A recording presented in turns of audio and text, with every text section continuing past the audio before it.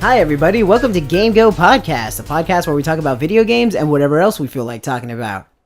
I am your host, H8BitHero, and also your host, Sonorith. Hi, how's everybody doing?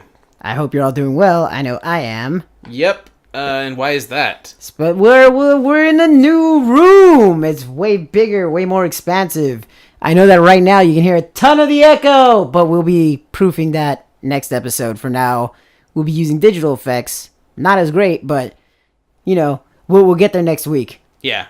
This place is going to sound amazing. I can stretch my arms out. We can occasionally have the fan on in here. And, I can stream a lot more, which some of the YouTubers seemed very happy with. Yeah, we streamed last night. A game we're going to be talking about today. So yeah, let's just jump into it. So yeah, first of all, we got our new studio. But before we really get into it further, I want to... this episode's brought to you by Foxfire Unlimited. Woo! Foxfire. Yeah, this is a free company or a guild in Final Fantasy XIV it's official free company of GameGO Podcast. The name of my character, so he's in there. Yeah. Specifically, I wanted to talk to Dally and Esme and Theo Balin. I'm not sure if I'm saying your name right. I've only seen it written, but they've specifically reached out to me about listening to the show. So I appreciate your support. Please share this with as many people as you can. It'll help us all in the long run, I think, if you enjoy this. And one more thing before we get into the rest of it. A new Doctor Who was announced, and it's a female. It's pretty sweet. Yes. Pretty awesome. I'm really glad. Just yay. Variation. Difference. Different things. Change. Some people aren't so happy about it, but I haven't looked because so the announcement happened and I didn't go into any sort of comment feeds about it, but yeah, I could imagine there's just an irrationally large amount of backlash. Maybe. Yeah, I mean, even if you want to argue that everyone who's against it isn't just inherently sexist or whatever, there are a lot of people who for the last 50 or so years are just used to a male doctor. Right. I'm not saying that that's an excuse, because I mean, I do think that as a character who can transcend time and space, gender, I think, is also within that realm of I can go between the two. And then it's wow, considering all these different things that he can go through, experience, and see, that it's even gender. Be glad that they didn't change the species. Yeah. And just have Doctor Who is now a platypus. Yeah. Yeah. No, this is not a huge change, or for people afraid of the show going to. It could be a way bigger, way more upsetting change, and yeah, this isn't upsetting at all. No, this is I think this is definitely something to be celebrated, but let's get down to the video game stuff, huh? Indeed. All right, so Kingdom Hearts 3, they at D23, it's a Disneyland expo, which is, you think? Okay, keep going. They announced that Kingdom Hearts 3 would be getting its first Pixar world. Yeah. Or Kingdom Hearts as a series is getting its first Pixar world. They're going to get a Pixar world. Toy Story, which is fantastic. It looks amazing. It looks like it's right out of the movie. Which other one would you want of every Pixar, everything they've come out with is pretty damn great. Oh, damn it. You know what? Yeah, you're right. Considering the potential there, I would gladly trade out Incredibles. But no, Toy Story is definitely the benchmark Pixar series. If you're gonna introduce Pixar into this world, if they had done it earlier, a universe to do it with. If they had done it earlier, then maybe by this time they could have done The Incredibles or Finding Nemo. Right. But for the first Pixar world, this is absolutely perfect. They look it looks great, it's right out of another Toy Story movie.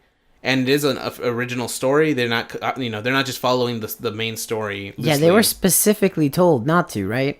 Yeah, I think Pixar said, if you're going to do this, go all out. Do a new story that just, don't rehash the original stories. Don't, what is it? When you're forcing the foot thing, don't shoehorn Sora, Donald, and Goofy into a story they were never in to begin with. So this is their... I think they said that if you wanted to look at it canonically, this is after the second movie. So this is the first and second movie have already happened when these characters are going to meet up. Okay.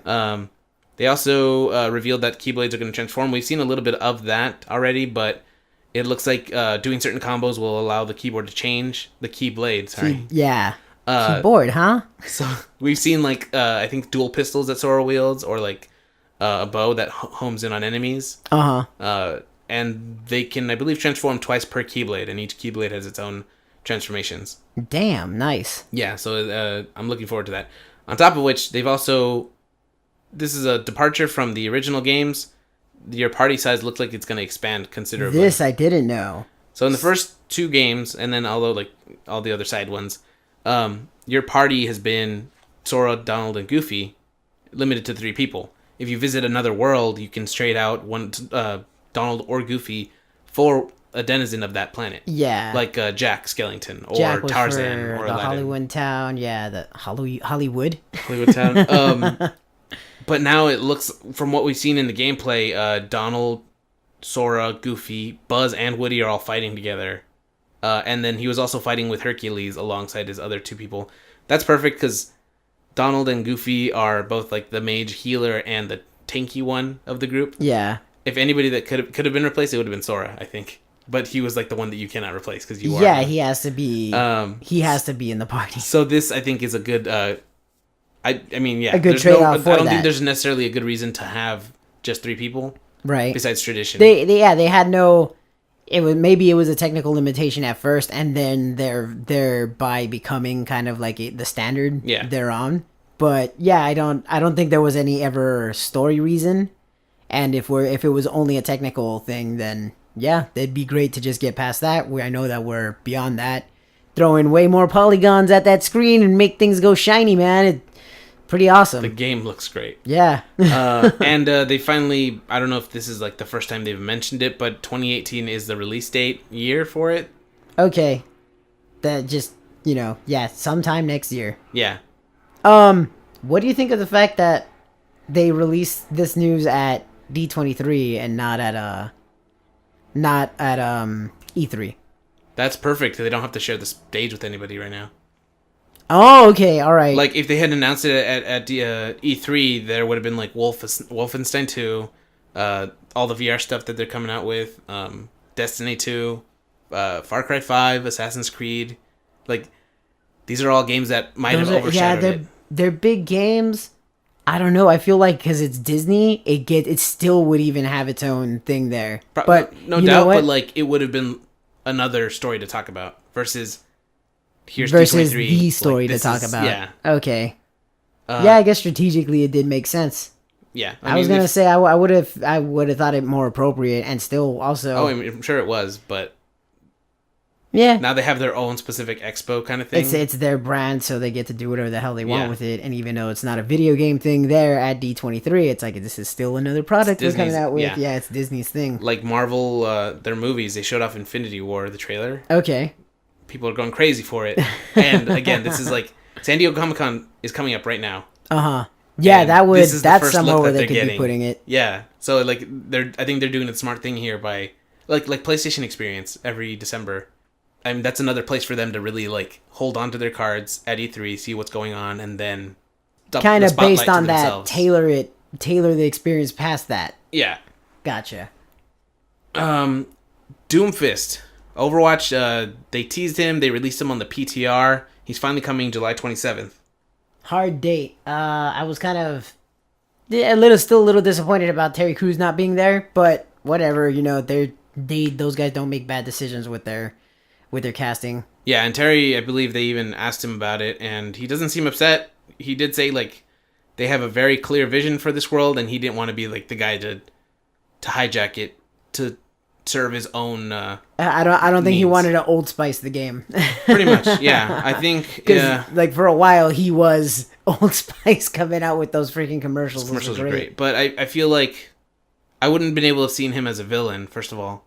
Okay. So I think if he had, like, insisted on being Doomfist and that they had to work around it, I feel like it would have changed the story where it's Doomfist is a hero, the successor is following in the footsteps having of the original. Not known what was going on beforehand, it's like you could still decide and change like that. That's a timeline that hasn't been set yet, Yeah, but I feel like this is a good direction for them to go in with. Like they revealed more about the Talon Mercenary Corporation or group with Doomfist and Reaper both being leaders. and I'm still holding on to that theory that there are two Doomfists, and this is all just like a big misdirect. But that's a very far. That would be that would be pretty sweet. Yeah, but yeah, he's coming to 2 weeks, roughly. So we'll be playing him then, and hopefully his numbers get tweaked so he's not overpowered or underwhelming. Yeah, how is he doing in the PTRs right now? His ultimate ability is very strong if you combo it with like Zarya's, which groups up everybody. Okay. But he also has like, if he jumps in, he needs people with him, or otherwise he's gonna get because he's gonna be out there alone, and he's if he initiates with his punches and stuff, he can't get out quite as easily. Okay. Yeah. Speaking of punching, Trunks has been confirmed for Dragon Ball Fighters. I'm getting more and more excited as you keep showing me more and more footage of this. Yeah. I said last night we were looking at this at Evo. Oh man, it's Guilty Gear Zerd is obviously like one of the first ones that really made you like, oh my god, is this a cartoon just unfolding? Is this an anime? Was this intentionally animated in this way? And then you start watching any fight on these Dragon Ball Z, on the Dragon Ball Fighter Z, and this looks like it's straight out of the damn cartoon. Sometimes I keep getting astounded by these visuals, man. And it's not just that the fact that the models look good, it's that like the attacks that they do, they feel like something you'd seen out of one particular episode. Like Frieza, we saw Frieza get knocked down, and as he was getting up, he fires a beam off. Still like on 3 legs, down on his knees. Yeah, there we go. And he fires up at it as he's getting up, and that seems exactly like something he would do. Yeah. And then Trunks, we see some of the abilities he uses on Frieza in his first appearance. Right. Where he's like slicing him up, and then he like hits him with this weird like offhand. That weird blast. like solar plexus thing right there, but then he blasts it coming out. Yeah, and then his finisher that he uses against Cell, like when he finally goes back to his own timeline, that looks like his super attack, where he was blasting straight up into the air. Right. It looks like people that really love Dragon Ball Z made this. Yeah, like they had a passion for it, and they know what the hell they're doing. They really do. Like they know how. There's a lot of I guess especially like when they were trying to figure out, okay, are we gonna start doing 2D or 3D as we're making that flip? A lot of people seemed passionate about certain projects and certain like making a animated project into games and then getting it completely wrong. Yeah. Right here is just like everything seems like a perfect mix of every art technique that's being used here. You can see it's being used with a certain mastery. I thought Wind Waker used to look like a cartoon, and it's like, no, dude, that was just cell shading. Was just cell shading. This looks like a damn cartoon. This looks like an animated feature. But that's not all for Dragon Ball Fighters. Krillin and Piccolo have also been announced as fighters. Piccolo's gonna have like arm stretching attacks that reach across the screen. Krillin looks like he's going to be more utility. He's going to be able to use his after image effect, which basically makes a copy of him. And then he can also, I believe, solar flare. Oh no, I'm sorry, Destructo Disc. He's going to be able to chuck them at his enemies, and they can't block. I'm so they're wondering, gonna have to jump around it probably. Yeah, okay. I was gonna ask that, like just. Or it just cuts him in half and he wins. Oh, that's cool. I mean, Majin Buu gets to eat you at will. It looked like he saved that for like the not last character, but if you're down to like very little health, hopefully, or that's a super that takes a bunch of bars. Final Fantasy. This is 14, right? No, I'm sorry, 15. Man. 15. Is that 15? Yeah, I miswrote that. Okay, but I'm reading 14, right? Yes. Okay, getting Magitech exosuits. What's that all about? This was delayed because of Power Rangers coming out. Whoa. They look like Power Ranger suits. So, why did the delay happen? How did that go They about? thought they were too similar, so Square Enix was like, let's delay it a bit, we'll redesign them a little, and then we'll release them when we're happy with the design. Okay, alright. They do look, I mean, as far as similarities go, there's the colors. Yeah. There are some similarities. I saw the suits as they are now, I guess. I think that's before, because I don't think they've shown off. All right, well, they didn't. I could understand a Sentai feel to them, but not necessarily straight up Power Rangers. I would have released it either way, like kind of riding off of that. Good, yeah. Like people like that. Check this out. You get these now, things. Now you get powerful. to kind of look like the Power Rangers in the game. Yeah, your boy band friends. Joking aside, the relationships in that game, like is very, I think, touching, and I feel like it kind of destigmatizes that whole thing where like you can have close male friends and not have it be something like to mock, you know, like these people are all like they're like family almost. They love each other very much and they're very good friends. Yeah. So like, anyway, that's kind of an pretty aside. gay, bro. So the suits, they make you completely invincible for 30 minutes. All right. But you can only use them once a day. Yeah, that makes complete invincibility. You get to go plan out like a boss or two, and then not two, but you get to go plan out a dungeon. Pretty much. Then just use it maybe a guaranteed dungeon a day at least. In 15 that the later dungeons maybe you can use it just to make it a little easier on yourself. Yeah, at the end. And it's fun that they're like still adding stuff to the game. Like you wouldn't expect this, 5-10 years ago. But this game they've been working on for like 10 years at least. I mean, this is kind of a weird game to make any other examples out of, considering it's just it was in development for so effing long. It should have came out a lot sooner. I don't know what to say about extended content about this game. Like, did they have that time to work on it too? Well, I mean, I can understand being like, this is all great stuff. Oh, like, let's have a limited time festival for chocobos after the game comes out. Like, that's a fun little event you can do after you've beaten the game or you've gotten through a certain part of it. Plus, they've been releasing the DLC episodes that focus on each character. On each character more in depth. So, I mean, I feel like this is an unprecedented level of, like, this is extra stuff that we like this game that we've worked on for so long. We don't want you to finish it and then just never come back. Okay. Here's extra stuff to keep you coming back and enjoying it. Which I really need to beat that game because it's cool. I had a lot of fun with it starting off. I just got pulled away by other games. So same here. I started streaming it on Twitch, and I actually ended up running into a guy who worked on it. Oh, wow. And you mentioned that, yeah. I met him not playing the game, but having played Smash. Yeah. And he was turns out he works for Square. I forgot if it was here in America or over there. But he runs the Nintendo fan club at the Square that he's at. Yeah, that's amazing. And yeah, so I met him while playing Smash Brothers. Then later I streamed Final Fantasy, and he came in asking, "So what do you think of my game?" I'm like, "What do you mean? What do I think of your game?" And that's when he explained, like, that's funny. Yeah. All right, so Darkstalkers. Marvel vs. Capcom Infinite. It's another fighting game. Jeddah from the series Darkstalkers has been confirmed as a character for Marvel vs. Capcom Infinite. It's weird. Yeah, all right. I want to clarify, EVO, a big fighting game tournament, just happened last week. Yeah, so they were taking that opportunity to reveal some stuff. That's why we have... Yeah, ride that hype train. Yeah, that's why we have the fighting game announcements. But I think we're moving away from that. A rating from the New Zealand, basically the New Zealand version of the ESRB. Mm-hmm. They've revealed the Batman game called The Enemy Within. And people are thinking that's a new Telltale season for the Batman series. Oh, okay. I was going to say, wait, who has Batman right now? I know Telltale does, but Rocksteady could probably do something with that, but I don't think they're going to.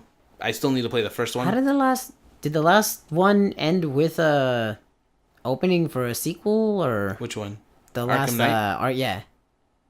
Did it close it? I don't know. Yeah. Okay. They've pretty... There is room for a sequel, but I think that they were saying this is like our swan song, like this is it. All right. So I'm kind of excited to see what they're going to do next. But so hopefully that's a Telltale... Well, I mean, the Batman one. Yeah. Yeah. It was good from what I heard. So I want to try it, and actually, everyone has a chance to try it. Yeah. The Humble Bundle this next few weeks is from Telltale. Yeah, you can buy... for $15, you get every game on the list. I'm not going to go super into detail over each tier. I'm just going to tell you, you can get Walking Dead 1, 2, and 3, and the side season Michonne. It's about her specifically. Yeah. You can get Batman, Minecraft Story Mode 1 and 2, the seasons, Game of Thrones, Tales from the Borderlands, and then these other games called Puzzle Agent 1 and 2. These ones made me a little bit more excited than anything else. At first look, they didn't look all that great, but then it's like, well, it's Telltale. Let's see. We looked at the videos, the trailers. Pretty damn interesting. Puzzle Agent that looks like Fargo meets Twin Peaks. Yeah. Like I like that dialogue. Just the way the guy was talking, it sounded like a whole different level. Like not like or like Hot Fuzz or something. Something along that lines. And then those lines, Hector Badge of Carnage, which is a lot more like Hot Fuzz. Well, if you're You're a playing British as Danny, yeah, you're playing as Inspector Hector, and you're a negotiator, and you are just like not very good morally. It looks interesting. That one and the Puzzle Agent 1 and 2 are all on the $1 tier, so if you should check them out. Not really losing much by just checking them out, and yeah, that Puzzle Agent looks great. I'm gonna get that. Yeah. Now the Nintendo 3DS. Sorry, the new Nintendo 3DS. That's the title. I'm not saying it's brand new, but that has been discontinued in Japan and Europe. Yeah, the first iteration of the new 3DS. Yeah. Now the new Nintendo 3DS XL. That is still a thing being sold here, Japan, Europe, and it looks like that's the one they're going to be supporting for the time being. They did say that like after the Switch came out, they've been very adamant, like, no, this isn't dead. These are two separate things. So I mean, this is kind of weird. That's this is the place to contradictive test right here it. now. Well, no, I mean they still have the new 3DS XL. Right. And as long as they don't discontinue that, they're good. I think they just were losing sales on it, and they're like, what's the point of making these over and over again if we're not selling these anymore? Yeah, and I mean, I'm all in favor after having read this. Oh man, I hate that I can't cite it. I can't remember who wrote it, but saw it on Twitter, and they made an argument for just kill the 3DS line. I think it was on Kotaku or something. Yeah, we got a machine that will do the 3DS, the Wii U, the Switch can cover both portable, everything we've ever seen portable, and everything we've seen on a console. The Switch can do it now. Maybe Except there's a for couple of Street Wii U Pass. stuff. Oh no. Some people enjoyed it. I liked seeing the globe and seeing like And I've met people from like 5 states. These things can ad hoc with each other. You can still do a different kind of Street Pass. You have to be more deliberate, right? Instead of just, oh, you passed it. No, you'd have to like link up with them. I don't think that has to be the case, because when you want to connect to another one, it just opens up at that point when you're selectively wanting to. If you're gonna turn Street Pass on, then it would just always be on, and then that's how it would. I think they didn't include that capability to extend battery life. I don't think they did the things because I mean it was still supposed to be a 3DS thing. Yeah, we'll see. Time will tell. I don't know. I really want just turning this thing on its side. There's both screens. Now put the Joy-Cons on I'm wondering the side how of comfortable this. that would be, though. If they can make it, because this thing can be any size. This thing, the adapter that they put to it. Look, you got the dog ear one right here. That's very narrow, and this is okay. This is gonna feel better than that. Well, I just mean in terms of the screens and like, the 3DS has a bent screen. Okay. You know, it folds. I got you on that. Even on the unfolding version, it's very small and compact. Holding it up and down is a little more cumbersome. I think I'm holding a 2DS right here. Anyway, moving on to actual news. Last EVO fighting tournament story. ESPN aired the finals for Street Fighter V, and after one round, they required the player who picked Cammy to choose another costume. She by default is wearing basically like a one-piece bikini kind of thing. A leotard. A leotard, sorry, you're right, yeah. It was, and it rides up. Yeah. It was always her thing, unfortunately. Yeah, it showed off a little less before, and now, it was pixel art before also. Yeah. And now it's a 3D model of just a woman with her ass cheeks hanging out, which yeah.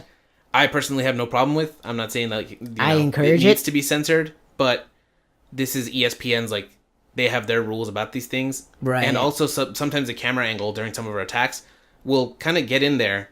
This is definitely more of that, male fantasy fulfillment thing where it just... Whoa! It's inappropriate, I think. 2017. Pretty sure there's some girls who want to see that too. Yeah, but as an ESPN, as a professional, broadcasting network, you have to, Professionals. you have to have standards. I'm sure, you were mentioning that Urian, who is basically in a thong also, a male fighter, has a bulge. Mm-hmm. But I don't know how many of his attacks, the camera will go up in there and, accentuate on it. Yeah, Much you're like right. Cammy and Rainbow Mika would. At first I was pretty against it, but then considering the fact, oh wait, yeah, I mean, no offense to Japan, but Japan can be Japan-y sometimes, and they are zooming in intentionally on some of these and flourishing on their more private, robust parts. Which again, it's like I love it, but then again, it's my counter when I saw it at first was gonna be volleyball. Any women's sports at the beach, you see plenty of bare body there. But then again, it's like they aren't straight up intentionally trying to zoom in on their private body parts like that and trying to like over sexualize it. Yeah. So it's like I guess you know what, given that they got some ground to stand on, I don't know. I feel that is definitely not a children's game scene.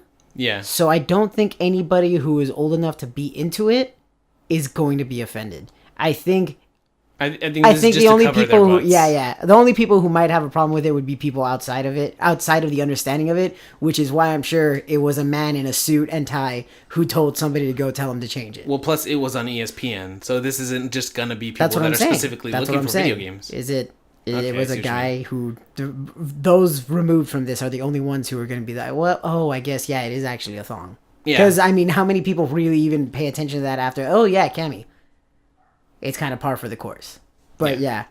Actually, I would like to know if maybe you guys understand, or I don't want to say understand, but if you have a problem with her having to change her costume. I also want to know if you understand it. It's a pretty simple concept. I don't want to be in contact with you if you... Anyway, so that's it for the biggest stuff. There's a smaller story here. Atari at E3 teased that they were getting back into the hardware game. And so they revealed the Atari box, which I can't really even tell what it is yet. It seems kind of like it's going to be a mix between like an SNES Classic and then something about current releases also. So that was confusing. Yeah, because what you're physically looking at is basically a newly stylized but also retrograded, not retrograded, but retro, a contemporary stylized Atari looking box. Yeah. You look at it, and if you've seen the Atari 2600 or Atari's style, it follows exactly. But there is a new design. Where it's just all black with a red icon. Yeah. The old one has still the wood finish looking. Yeah, that one looks pretty slick actually. They both look good, I think. They would make really nice eyepieces. That's not how you say it. I don't know. It's a nice decoration piece. Yeah, very nice piece of decor. No matter which one you go with, but then the functionality of it. Yeah, who's to say if it's gonna be worth buying? It's pretty obvious that Nintendo and Super Nintendo Classic. Well, let's have the other guys try around at it. Yeah, it seems kind of obvious that it's following now. But, there is some legitimate interest in it. I know that there are people out there who did enjoy, not even just Atari, but Master System. There's very few who still remember what the hell the Odyssey is. Yeah. But, I can see there's a very niche market for it. I'm expecting these to be sitting on shelves, though. I'm expecting them to stay there. They're not going to be selling out like either Nintendo thing at all. I mean, the Nintendo Classic is a nice piece of nostalgia, right? But even going further back than that, people that are older than the people who would have gotten the NES, there are probably some people who are like, man, I remember that from me being in my I was a teenager, and now I'm 50 or 60, right? My kids are into video games, but I can't get into that first-person shooter stuff or something. Yeah. So I think I definitely think there's going to be an audience for this. And even looking at the comments for the articles, we found some people saying, man, I would love to go back. Yeah. But so, who's to say how widespread it'll be until it actually releases? Right. I guess there is potentially also the fact that it is going for older nostalgia. It's getting the nostalgia... It's how do I say? It's exploiting the nostalgia, but not exploiting. I don't want to make it sound very negative. Nostalgia is definitely the draw. Checking in on that, you have not had a video game in your life since yeah. And it would be, like you said, it would be older generation, and maybe those people just generally tend to have more disposable income. So who knows? Maybe this will make just quick sales like that. I still don't expect them to be selling out like hotcakes, though. Yeah, I'm wondering if anybody's going to try to buy some, 10 of them to scalp them, and then find that nobody's going to be buying them off. Watch those other scalpers, that have been out of touch, from they just saw this product that was like, oh, okay, people are saying it's hard to get. All right, I'll try it. And then yeah, now they do it on the I Atari. have 20 Atari boxes. What am I going to do with Why these? doesn't anyone want Atari? So yeah, that's it for the news. We played Oceanhorn on stream. Yeah, did a good couple of hours of that game. That's I mean, it's a top-down isometric action adventure, like classic Zeldas. Kind of like Phantom Hourglass, actually. A lot like Phantom Hourglass, yes. There's the fixed camera angle above, but you're also kind of exploring the world on a 2D plane. Mm-hmm. And then the sailing is pretty simple, also. I'd say still probably a lot more like Link Between Worlds, just the general overlook, outside of the fact that it is slightly isometric. It plays like any classic Zelda, and it's not making any qualms about, or it has no qualms about being open about that. It's definitely trying to be a very, very Zelda-ish game. The GUI looks so much like it.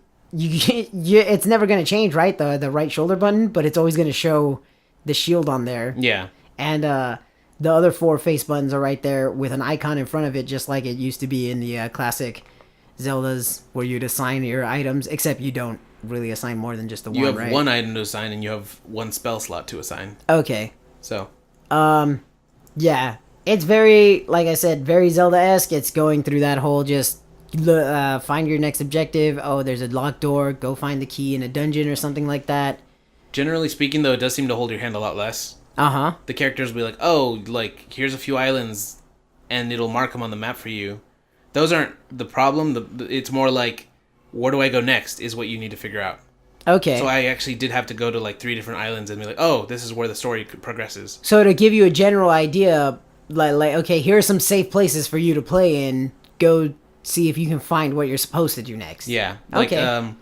There's one that says, like, oh, this is, I don't really even know. There's a few islands that are just small patches of land with, like, these red crystals on them. Okay. I'm assuming those are bloodstones, which one character mentioned, and I need to harvest them, but I don't know how to harvest them yet. Right. I saw them at the beginning, like, just, like, very not early. even 2 minutes into the game. Yeah. And then there was one area that had stuff, but I wasn't ready to go there yet, so I checked it out real quickly, left, and then I eventually got to the area that's like, nope, this is where you need to be. Okay. Here's a new item, here's a dungeon, here's a boss.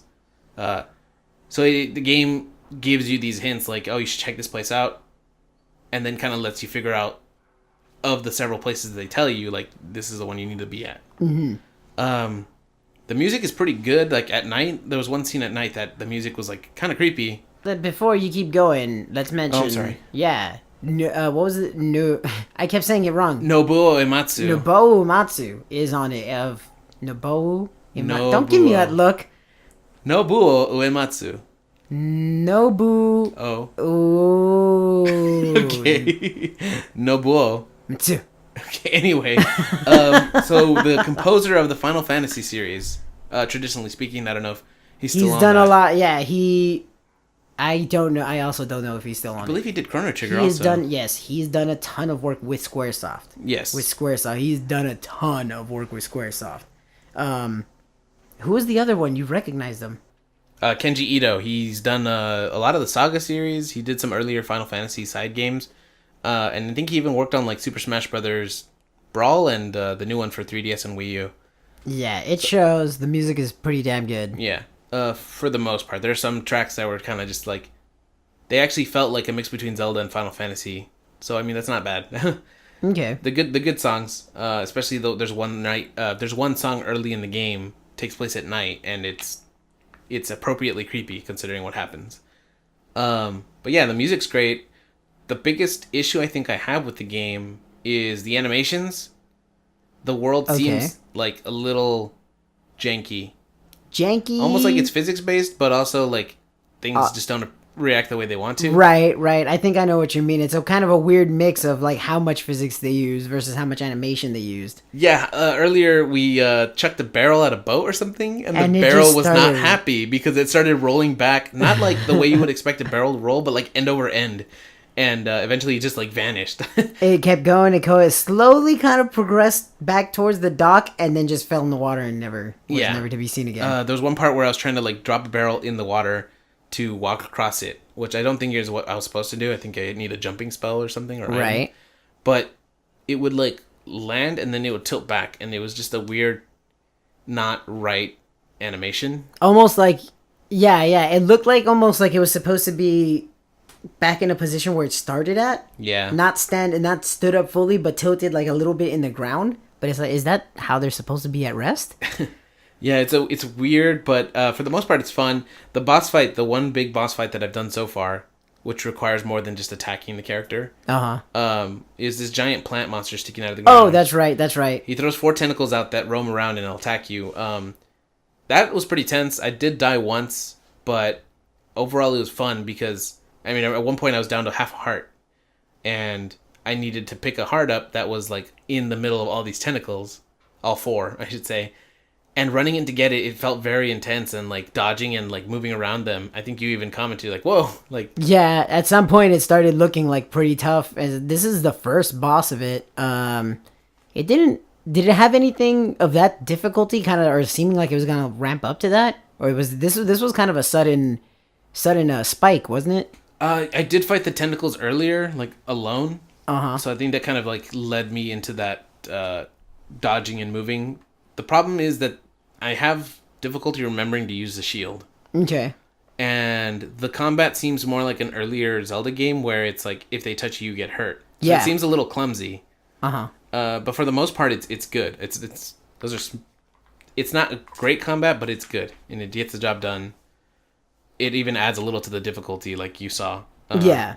But not in a way that's frustrating. It's just like, damn it, you know. Yeah, it didn't seem like an unfair or poorly balanced. I don't want to say balanced. It just needs some fine tuning, I think, to really shine. It wasn't done that it wasn't a poor execution, but it did need it could get some polish to it. Yeah. We also have a fishing rod now, bombs, arrows, stuff you would expect in a Zelda game. Yeah, it looks like Wind Waker.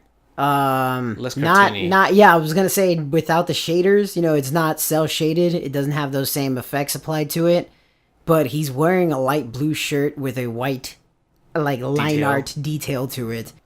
The boat is a red tint. Looks just like a headless version of the King of Red Lions as a boat. Kinda, yeah. The sail even has, like, the same white and blue stuff on it. Details. Green, there's a green even bit of art on that thing, too, the symbol. Yeah.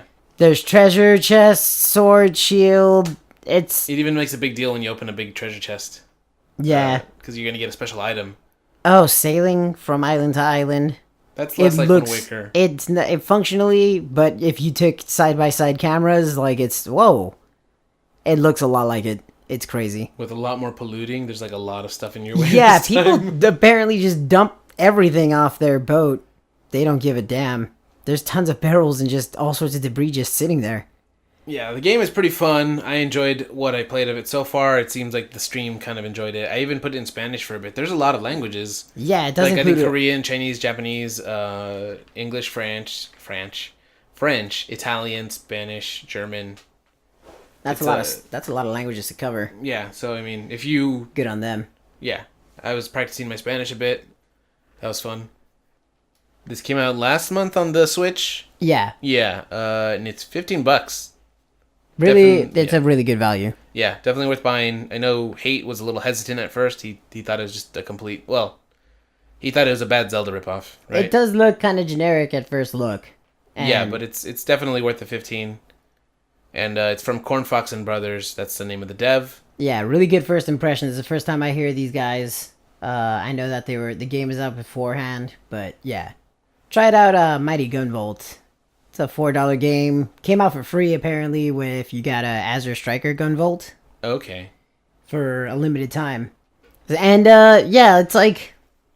I had mixed feelings about it. First time playing it, it seemed very straightforward. I get online and do a little bit of research on the game. Find out it was, offered up as a free bonus, and then it was only $4. And then I kind of got, I was like, okay, this is kind of okay. But then as I went through the game, it's got 3 different characters in it. You play through it, and it's a retro platformer. It's in the vein of Mega Man. It's definitely supposed to try and run and gun. Yeah, run and gun, jump and shoot, man. You're shooting your lemons. And it captures the look, and it captures some of the music. There is one song in particular that I really didn't like in the high school. That There's a high school that level. Song sucked. Yeah. There's a difference between Mega Man and this. Yeah, you're in a high school and you're shooting wildly. That doesn't seem Appropriate. whatever. So, I mean, outside of the music, which I could talk more about then, the level design, not so great. It's super straightforward. I read a couple other reviews to see what their opinions were, and I'm really astounded to see that people are praising it like it's, offering a lot for what you get. It's a $4 game now, and yeah, it was free before, but that doesn't really excuse it from being a plain AF game. Like I said, it's got the 3 characters, Ikoro from their GameGO series, which was weird that they included it in this game, along with Beck. This had come out shortly before. Like, I think the Kickstarter had only just gotten announced for Mighty Number 9. And so they included him in this. And like playing through all 3 of them, it didn't matter that they had their special abilities. There were like 2 extra areas that Beck can get to that the others can't because of his ability to slide, dash down, crouch, and yeah. So it didn't really make a difference who you played as, and even with their special abilities, it wasn't as effective as just going old school and playing like Mega Man. Just ignore their charge attack and go ahead and just use the regular 3 rounds of burst, So I came away from this game just wondering, why is this a thing? As a free bonus, cool, whatever. Also, why would people say it's so great? Like, it's misleading. It is plain as hell. It's easy as hell. I died probably like 3 times playing it 3 times over. And each playthrough was about like 25 minutes. It's real quick. Try it out it's only $4 if you want. But I mean, also it's plain as hell. There's nothing really.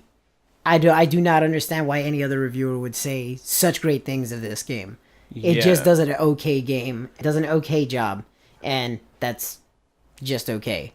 Yeah, even if the game is free, like, it still takes your time to play the game, right? Which is better spent playing games that are not that we don't question the existence of. Like, why is this a thing? Yeah, there were a couple of people who expressed some legitimate enthusiasm when I was looking up in some of the message boards. I didn't really see a whole lot of people saying bad things about it. And yeah, it doesn't have a whole lot of bad to it, but it doesn't have a whole lot to it either. Like, at all. So, I mean, if you're a hardcore fan of this very short series, Mighty Gunvolt, Gunvolt Azure Striker, you're probably better off just playing Azure Striker, Gunvolt. Try those. Those were actually pretty cool. River City Ransom Knights of Justice is another game I tried out. It's $15 on the eShop, and it has me asking the same question, just why does this game exist? I saw it, and I didn't know that it was a thing. I was browsing the eShop and saw it there. Okay, let's see what happens. Well, hold on. What's River City Ransom, first of all? River City Ransom is comes from the franchise Kunio-kun, which is a hot-blooded school rival or something like that. It's beat 'em up. The first one came out on NES long time ago. Oh wow! Yeah, I did not realize it started out on the NES, but what I didn't know is that like while we in the West got like 4 releases, they got like 20 something and a bunch of like different like sports off spin-offs.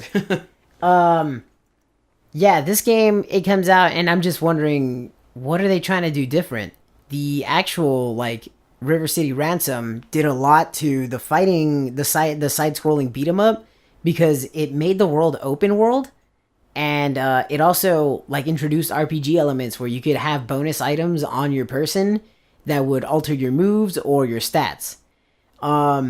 This game is obviously trying to throw a classic old school RPG theme into the River City Ransom formula, and instead it just does everything super wrong.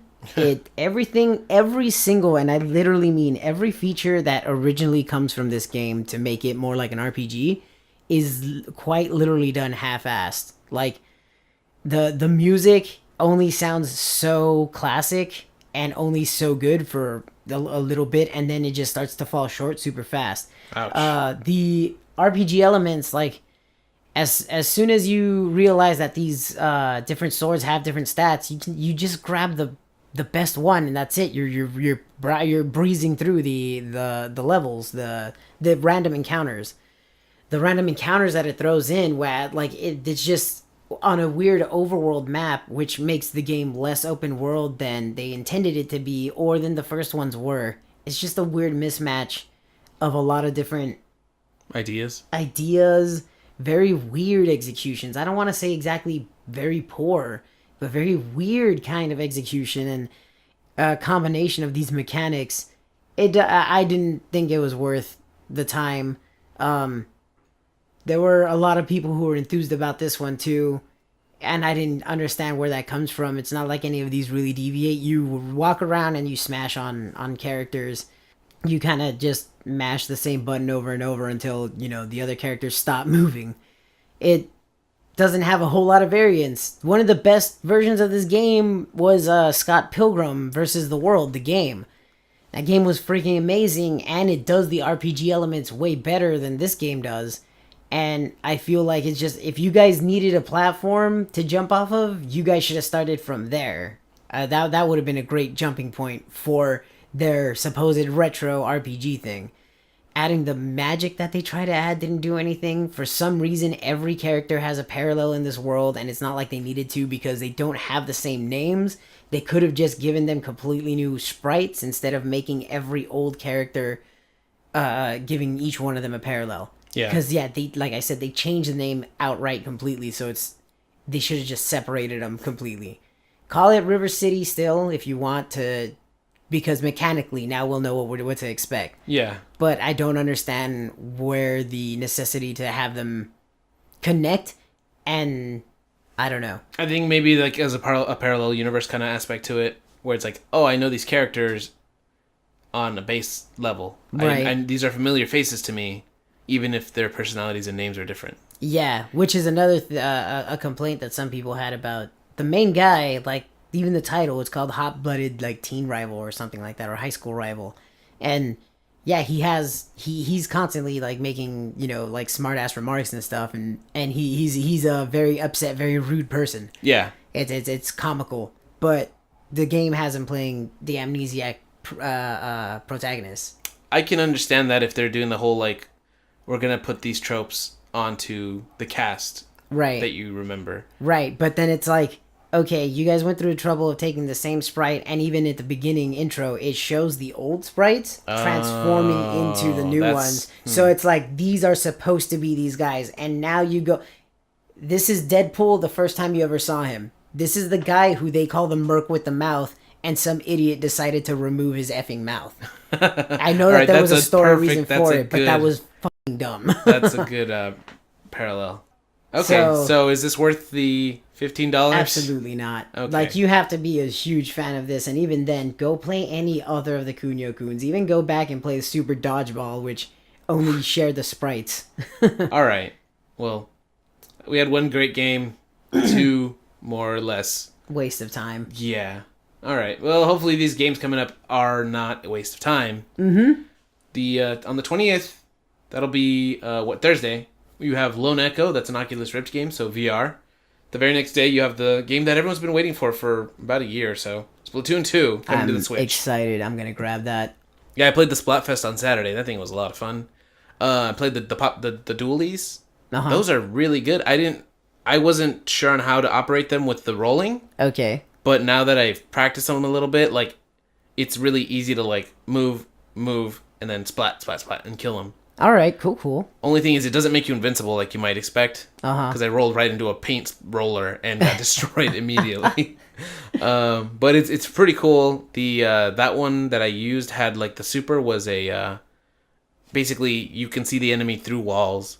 You target them and then it'll launch homing rockets into the air. So the further away they are, the more time they have to get out of the way. Okay. But then also you can get more.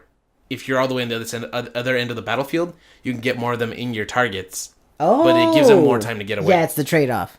Yeah, I think if you put it right in their face and fire, like, there's very little chance they'll get away. Yeah, it was cool. I tried the sniper one. I'm not too great with that, but I think I just need to practice Still it. charges, right? Yes, and I do believe they changed it so that you keep the charge for a little bit. Okay, So nice. if you want to charge up, turn And then into a run squid, around. pop up somewhere else, and then fire right away. That's pretty sweet. Yeah, that's they were cool. they were highlighting some of the differences they made in the last Nintendo Direct they did. And then July 25th, we've got a couple of games coming out. Fate Extella the Umbral Star is coming to PC and Switch. Fallen Legion Sins of the Empire is coming to PS4 and Vita. I believe that the two games have different storylines based on which version you're playing. Okay. I believe. Neo, the Samurai Dark Souls game, is getting a Defiant Honor DLC that's coming out also on the 25th. You're also getting Pyre to PS4 and PC, and Avon Colony for PS4 and Xbox One.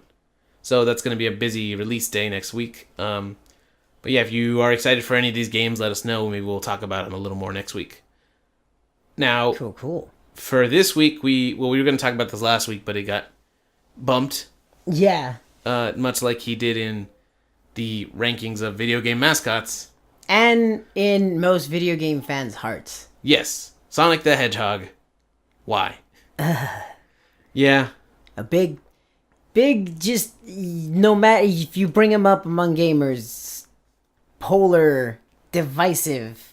Yeah, This well, is- see, that's the thing, too, because I don't know anybody who's like, yeah, I love Sonic 06, or the Sonic the Werehog, or whatever it was. It's like Unleashed. I said, I don't know any Trump haters. It's because I don't You don't hear 'em. associate with those kinds of people.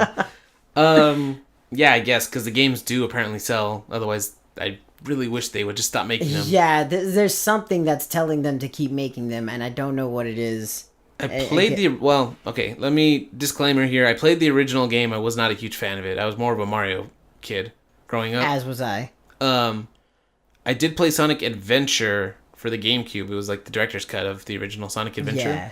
I enjoyed that. That was fun. Apparently, it was kind of also divisive. But that, I think I enjoyed more the gameplay than the fact that Sonic was in it. And then I tried like the Wii games, like Sonic and the Secret Rings. Oh, you poor bastard. Yeah. They were... If I could, I'd give you your time back. Yeah, they had like weird motion controls, kind of tilting the remote meant you would move faster. It wasn't a great game, needless to say. And that's like the last time I've played a Sonic game. Okay. With the exception of Sonic Racing All-Stars. Which, yeah, it's got You Sonic and I in enjoyed it. that, but that was a damn good game. It's just too bad it's not really a Sonic game. You know? It was basically a clone of Mario Kart. Yeah, but You a had really well done one. yeah. Like, you couldn't get Mario Kart anywhere else. And this is your answer to that. I kind of hate that. I'm pretty sure it didn't get anywhere near the attention, Mario Kart did. But considering, yeah, just how it was done well. And it was the power-ups were really cool. The characters and the throwbacks that they would mention, there's like, okay, like we said, we were never really Sega guys. We were more Nintendo fanboys. Not fanboys, but... Yeah, growing Nintendo up, guys. we were Nintendo households. And yeah, like it was kind of still interesting to learn a little bit about these characters that I really still, don't care about. Remember but the Samba de Amigo tracks? yes. Oh my god, the music was great. There was one where you went through a portal and you ended up in like this basically magic fiesta town. Yeah. With giant maracas and cactus like dancing around. It's like rainbows were scrolling through the sky. It was, man, that game was great. It seemed drug laced. Yeah, but it was good. We'd have sleepovers and stay up until like 2 or 3 a.m. And yeah, those were good times. It's just too bad those really aren't like... That's not trademark Sonic. That's my favorite Sonic game. Yeah. That's my favorite And it's a Sonic Mario game. Kart game. Yeah, and it's a Mario Kart fucking clone. It's not a real true Sonic game. I played the first Sonic. I played Sonic CD, and oh my god, Sonic CD took my soul and like didn't let it go until I was done with that game. Jesus. Yeah, I was never into Sonic until I tried that one. Then the next one I would try was Sonic Adventure, and the whole time, like, I felt this weird disjointed kind of like, why is this character... Big the Cat. Why are these characters here? What Why are do they? they What exist? purpose are they fulfilling? Yeah, actually, I want to really quickly... Sonic Heroes was actually the first terrible Sonic game I played. Uh-huh. It was so bland and, like, just... It didn't need to be. What was the heroes aspect anyway? So basically, you go through the levels in groups of 3. So Okay. originally it's Sonic, Tails, and Knuckles. Uh-huh. And they all have their abilities that, like, Tails can fly up, Sonic can run fast, and then Knuckles can climb. But then there were also other teams of people that had different challenges to the levels. Okay. So, like, it wasn't all just the same. One of them was, like, I think specifically attack all these enemies. And so you had a more offense-oriented group of characters to play with. Okay. But the game overall was just, like, so, like... So it was Sonic and it unnecessary. introduced Team Comp? Kind of. Like, there was that alligator and, like, the bee and the rhino. Right. They were a team. Okay. It just... I like the way that alligator looks. He's alright. He reminds me of a Kremling from Donkey Kong. Yeah, I think that might be why I like him. Yeah, it didn't need to be a thing. Yeah. And I hesitate to call it fun. Like, you know how nostalgia kind of keeps you fond memories of games? Yeah. I played this when I was little, and I have no fond memories of this game. Nope, that was just a time in my life. And They even had that nothing crappy more. theme song, Sonic Heroes, that they put in, like, Super Smash Bros. Brawl. If you hear it, you'll know. Like, Okay. It has words to it, and it's just not... Oh, okay, now I know. Yeah. There are 2 on there. There's the one from Sonic CD on there. Okay, so then you know. Yeah. And then the other one is Sonic Heroes. Yeah. I know which one you're talking about. Oh, man. Why they insist on ever vocalize or putting like punk and like Pop. why? Yeah. But so the big thing like with Sonic games is it's supposed to be about speed. And every time we get a new Sonic game, they try to make them fast, and all you end up really doing, unless you've really, really mastered the game, I've never ever looked up speedruns or just people. I've never looked up streams of this game. I've never seen people play it well. Like, a lot of this is my experience. You run around, you try and just keep track, but you're going to hit something. You're going to run into a wall. You're going to get hit by somebody. Your game flow is going to get ruined. The speed, the flow of the speed that it kills the momentum, the pace. And Yeah. it feels like ever since it was kind of okay on 2D games to do that, you only had left and right. Yeah, it was less cumbersome, especially to stop everything in a 2D space. Yeah. You could be stopped, and while it still sucked, it didn't take a whole lot to get your bearings right, and I don't know, you had to be especially bad or especially new at Sonic games at first to dislike them to the point that you kill the game flow, because a lot of it is you find the right track and you find a good track to get on, you keep pressing forward, and then a bunch of cool stuff starts happening. A lot of it is spectacle, you know? Yeah. You're going through those loops, you start going through those weird chutes that go through parts of solid chunks of the level that you can't normally go through. That was really cool seeing all that, and it felt really like just badass when you're going one end of the thing to the other, and it's like, that was kind of cool. You didn't really do anything special, but you got to that point of the level, and Yeah. that was kind of the reward, is like, you know, at the end of every little chunk or challenge of the level, it would give you this little thing that, like, when you're running through the tree, but you're like the hollowed out trees. Yeah, I know what you but mean. you're going like you're spiraling or barreling through it. There's nothing really special happening there. That's just animation. It's just cool to look at. A lot of this is what made it feel great, I think, is you'd find your track, you'd find a really good track that you'd go on, and you get rewarded with these things. When you have to explore, when you get hurt by enemies like where you don't know that they are, and when it's not easy to get back into the Rhythm. and groove that you're already in at the speed, Yeah. that really kills it. And this is something that I feel hasn't been realized with these 3D games, because trying to do the same thing in 3D has not worked, or I mean I strongly feel has not worked. And so instead they start going for other avenues, and they start really experimenting with Sonic in hopes that they're gonna find just something that speed will work on. What I hate is that it doesn't take more than 3 months into testing or developing a game to know, oh, nope, This is can we change it? Can we do something else with it? Let's make it just any other Sonic game. Like, I don't know. Like, they need to stop treating Sonic, who is all about speed, like a regular character. In 2D, we only had left and right, and that meant that left was decelerate and right was accelerate. What we should be doing with Sonic now, because we want him to be running down tracks, is treating him like a vehicle.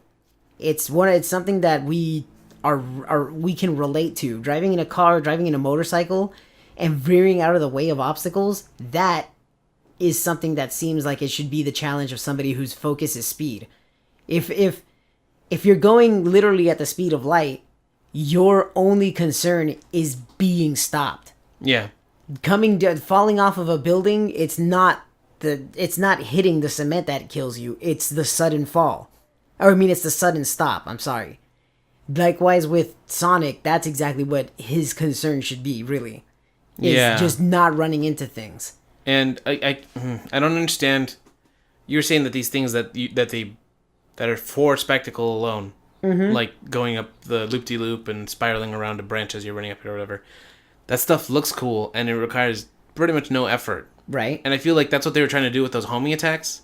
Yes. Where like you'd run up a wall, launch in the air, and then you'd see an enemy, target, push A. See the next target, push A. See the next target, push A. Yeah. It's like the most boring QuickTime event. Yeah. And they put like one extra thing into like, here's a little effort, but it's so bad that it's insulting. Right, like... Okay, I would have preferred if you just held up and it's like, boom, boom, boom, boom, boom, boom, boom, go. Yeah. Because at that point, it's like, why are the enemies even here then? I've seen this a lot where they're like, they're not dangerous, they're not even obstacles, they're just the inconvenience. I was gonna say literally an obstacle, but then you dumbed them down even further. Yeah, you're just a minor inconvenience. And if you just hold up, be this speed to destroy them, and you always will be the speed. You will kill them, and just... I think the pause where it's like, push A or you're gonna fall. Just take that out. Right. Just keep running, keep hitting them, and being like a pinball just back and forth would look way cooler. It would feel cooler because it's like the old school Sonic where it's like, all I'm doing is trying to run, and this is what comes out of it. Not this crappy like homing attack that is supposed to be fun. But you were saying, yeah, like be a vehicle. He's gotta be something that moves fast, and what we know that goes fast is vehicles. Need for Speed is a great series built on going quickly. It even Need for Speed, like that's Sonic's like life motto. Any other, like, I guess you have Need for Speed in mind specifically. I feel like every racing game is a very good example or very good base for something that's supposed to be, for a character that's supposed to be built around speed. Well, with like Mario Kart, you don't really get the sense that you're going incredibly fast. Versus with Need for Speed, you're racing past buildings, you're racing down streets, and when you drift around a corner successfully, or when you nudge an enemy and they go spinning out, and like you're like, haha, like that sucks to be you, vroom. I think Need for Speed, I think that's like the most fun I've had going very quickly in a car in a game. Okay. Like kart racing just is not. That's fun for like a party or have the fun items and characters that you know and love. Right. But when it comes to just pure speed, like, I don't know of another series. I mean, lately I don't think Need for Speed has been up to par, but traditionally speaking, I think that series has been good about making you feel like you're going very fast. Okay. It conveys speed very well. Yes, and I don't remember who said it, but they're like, how do you feel like you're going fast in a racing game? And they said, just put big objects next to you. Yeah. Because if you see a whale and you pass it in a second, that's going to feel a lot faster than if it takes you 1 second to pass like a cow or something. Right. And all it is relative. So when you're racing down the streets in Need for Speed, you're going through a city with buildings everywhere, and you have that one-to-one, like, oh, this is like that bank down the street, or, you know, a few miles from my house that I can go to. And I think it really conveys that sense better. And I think that would be perfect for a Sonic game. Those ideas, yeah. I agree. Those ideas, like, they seem like they'd be great when applied to it, especially for that emphasis on speed. It doesn't get a lot of that as you do whatever you're doing in Sonic, even knowing that you're traversing these big, crazy obstacles. Like, there's the classic, you know, like, doing all those loop-de-loops while getting chased around by the killer whale level. Like, those things are huge, and yeah, he's obviously this tiny little thing who's going around it, but it feels so, there's no momentum, really, there's no weight or momentum to the feel of the way it moves. There's no sense of, like, gravity. I mean, not gravity, but, like... You know, I think you got it right there. Yeah.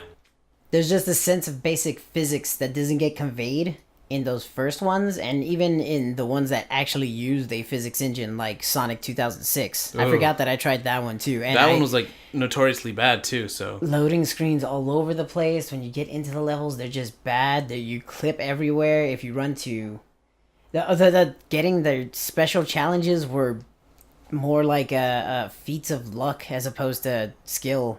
That's if anything. not good. Yeah, it was very, very bad. That was not a good. That was straight up not a good game. Like I don't know who, somebody needs to be blamed for that stuff. Like for that game happening, it was terrible.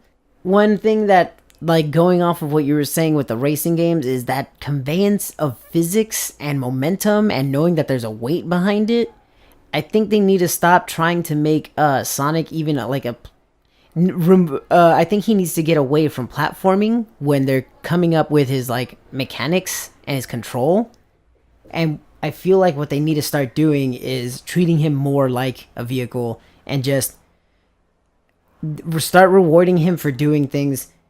You're running down a track and there's a bunch of other enemies that are just as fast as you running in. They're trying to hit you with whatever they've got. So you bust, much like you might in GTA. You stop. You instead of continuing, you hit stop, and now those guys are barreling forward past you. Then you're using your light speed and just maybe another 90-degree turn in another direction or something like that. And now you get points for that. It's like kind of like a Burnout would give you a meter for filling what's it called? Yeah. For doing stunts in Burnout or driving dangerously or things like that. But more focused on just being nimble, agile, and evading the enemy. Like, reward the player for just getting the hell away, because Sonic is about speed. Sonic isn't about being a powerful person until, you bring in the stupid Super Saiyan wannabe stuff. Like, but even then, you can still throw that in there. He can still be invincible to the touch if you want him to be, but I think they need to get away from treating him like a traditional character, because of his speed and because of the addition of the third dimension. We've seen it. Every studio struggles with it, and I feel it's just they're treating him like a regular character, like a regular bipedal thing, and he should be treated a lot like just a small engine with two legs that go super, super fast. Start the game based on that, and then put the elements of a maybe not platformer but just action game around that. Which, it's unfortunate because, I mean, if you look at like the Sonic TV shows, I don't know how many of his episodes are solved by him punching or beating up a problem. Usually, like, his speed is a very big factor in it. Right. And if you look at a show like The Flash, who has a very similar moveset, being incredibly fast, a lot of his stuff is about him using his speed to actually solve the problem. In like the ability. The one notable episode I remember when he's punching somebody, he's building up an insane amount of speed and using that to like be the one big attack that he builds up to. Okay. This isn't him like beating up every villain, that comes his way. Right. They're using his speed like they should as his main tool. It's his Swiss Army knife of speed. Okay, all right, nice. Not like, yeah, it's not a gun. He's not a gun. His ability is speed, and because of it, he figures out how to do things around speed. Yeah. I feel like in the Sonic games, it's like you guys are treating his speed almost like a curse. Like, you guys want to give him other moves to deal with everything because you can't figure out how to use speed against it. I don't barrel into stuff while spinning. Like, that's supposed to kill things. Don't focus on homing in on the thing like you were saying. Just do it. Just use physics to determine how much damage that thing that it's gonna hurt this particular thing. If the physics the physics all match out, Sonic wins and goes through the enemy. If not, if Sonic's too slow for it, then he gets hit by rings, or he gets hit and suffers his ring damage penalty. And there you go. You got the basis for the combat of that game, and it doesn't involve anybody teaching anybody anything. It's just you use the speed thingy to go do good thing. Okay, so these games have been consistently bad for like the last 10 years. Yes. And it just seems like everyone's like, oh, that was bad, but we'll make it better this time. It's like, no, don't make it better. Make something different. Don't Don't polish the same turd and try to release it again. Yeah, yeah. But essentially, I wanted to use some kind of poop-related metaphor. No, that's it. Yeah. Get a jar of, I don't know. I was going to say lemonade, but then that's a whole pea thing. That's gross. Go for another approach. Like, this is what we're saying. Like, this car racing thing with Sonic would be amazing. Like, Yeah. I'm still thinking of Need for Speed. Maybe you have another series in mind. But in Most Wanted, when you're being chased by the cops, and you can slow down time, drift around a wall, and then some of them go barreling past you, crashing into, like, you know, other cars or each other as you get away scot-free, that is one of the coolest feelings in that game. And especially the soundtrack. So, I mean, the music would have to be good too. Imagine if the car in Need for Speed just was a transformer, okay? It could, and it's driving around, just going around trying to avoid these guys, and then when it does stop or whatever, then it can bust out its arms and do whatever adventure-style thing it needs to do. But as soon as it finds the chance, it just finds a straight thing and darts down Turns back into a vehicle. Exactly. That's what you want for Sonic. That's what I want Sonic. Everything that you could imagine, what I just said right now, a transformer doing to evade those cops, that's what Sonic should be able to do, where his legs are just wheels and, you know, he's actually anthropomorphic, so he doesn't need to transform. Yeah. That's what... We just came up with a better Sonic game than any other, like, developer has in the last 10 years. Talk to some indie devs and get this thing going. Yeah. I don't know, man. I remember hearing that one of the Sonic games was like, if this isn't good, that's it.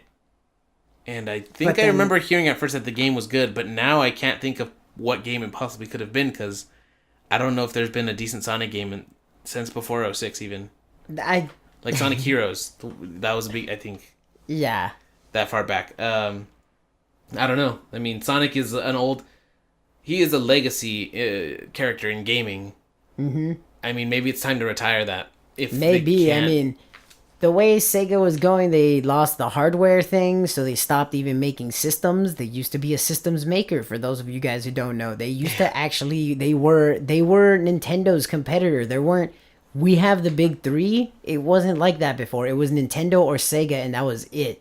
You had some guys who were Atari Jaguar and stuff like that, but those guys were so hardcore, they were usually like social reprobates. Yeah, and then even then, like, when you had Atari, you had Sega, Nintendo, and by the time Sony started showing up, Dreamcast, Sega was on its way out, mm-hmm. and then Microsoft was like, hold on. Wait, I want to play now. Yeah. And it's funny, because the PlayStation only came about because of Nintendo. Because, yeah, Nintendo and Sony were supposed to make a system, a disc-based system that was to be basically the follow-up for the Super Nintendo. It was the successor, but it was the PlayStation, essentially. The Nintendo PlayStation. Yeah. And a falling out had occurred right there. They split, and Final Fantasy went with Sony to make 7. Right. And the PlayStation. And Nintendo stayed with the 64. And, yeah. And then Sega and Sonic, and they're just still making bad games.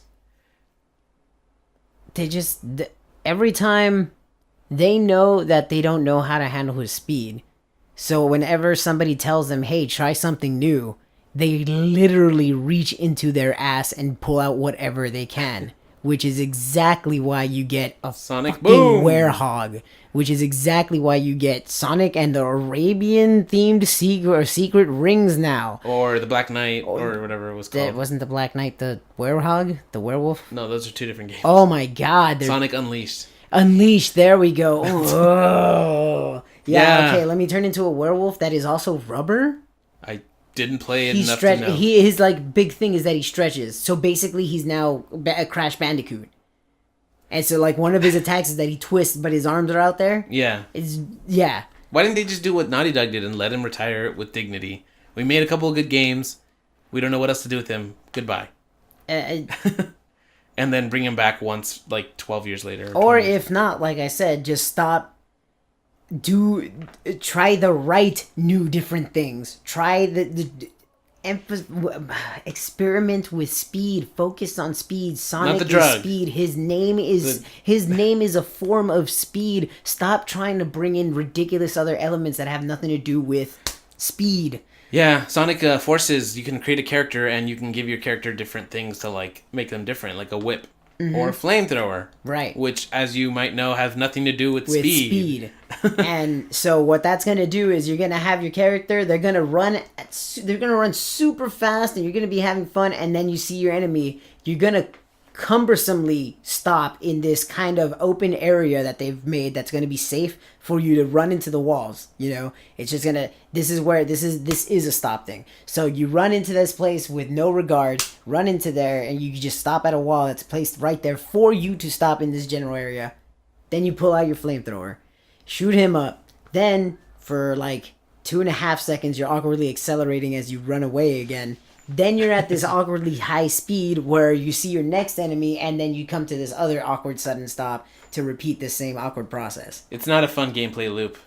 It doesn't. I can already predict it. I haven't even seen it. I've seen part of the flamethrower is not great. It just has nothing to do with being fast. I understand they're catering to people that make Sonic OCs, but I don't know how many of them made a flamethrower for their character or a whip. Yeah. Just stick with speed. Focus on speed. Sonic doesn't have to... I guess maybe if they lean heavily into just... and make it clear that, okay, no, we get it. We can't do a damn thing with Sonic, so we're just gonna cater to the furry fans, and that's it. If that's what they're gonna do, then I guess it'll be okay if this is what's marking that. If they stop making other games where it's, if they make it clear that the focus is on just trying to, you get to make your own thing, and now every game is a choose your own furry game, that'd be fine. But if they want to keep making actual effing big boy games with all the big boys where they get big boy scores like 8s and 9s, and they're real, not your IGN bullshit. Damn. Yeah, if you want to get real big boy scores and have people remember your character well, then maybe you research like a big boy. Do the thing that makes sense. Take speed and experiment with speed. End of story. You're talking about the drug, or? You already made that joke. No, but you said take speed and experiment with speed. And experiment with speed. So, anyway. Man. Well, that's been it for us today. We're just talking about the end of Sonic, basically. Yeah. It's just a sad decline from somebody who used to be Mario's rival to somebody who we might see in New Donk City asking for spare ribs. But do you guys still enjoy Sonic games? You know that we don't, with the exception of racing, which is not really a Sonic game. Oh, yeah. You know what other Sonic game I like, too? Legitimately. The other Sonic game I liked was Sonic the... No, not Sonic the Fighters, but it was a Sonic fighting... arena fighting game on DS. Was it Sonic Colors? No. Sonic Colors was a 2D platform. But yeah. Anyway. Crazy. Alright, well, if you guys still like Sonic, let us know. If you've changed your mind, what do you guys think of him? That's pretty much it. If you want to hear us talk about any specific stories, just hit us up. We have an email at GameGoPodcast@gmail.com or GameGo. Well, we actually have a website, GameGoPodcast.com. You can leave comments there. Or we're on Twitter at GameGo11. Indeed. We're also on Instagram. We still need to get that kind of actually figured going. Out. And streaming gonna be happening so much more. Yeah, it's amazing with this new area studio. If you listen to this on the YouTube, then you're already gonna just hit the bell. You'll get the notifications. If not, please subscribe to our YouTube. Check us out. You'll like it. We almost have enough for a custom URL. Yeah, so we'll be able to tell you youtube.com/GameGo instead of /C/YX65 = 47. Did you really memorize it? No. Oh. I just know that it starts with that C, for the channel. It's a crazy character string, so yeah. When we get to 100 subscribers, we'll update that with a custom URL. Anyway, this has been GameGo Podcast, where we talk about video games and whatever else we want. I'm Sonorith, and this has been H8BitHero. Woo! We'll see you guys next week. See you guys later. Thank you guys very much.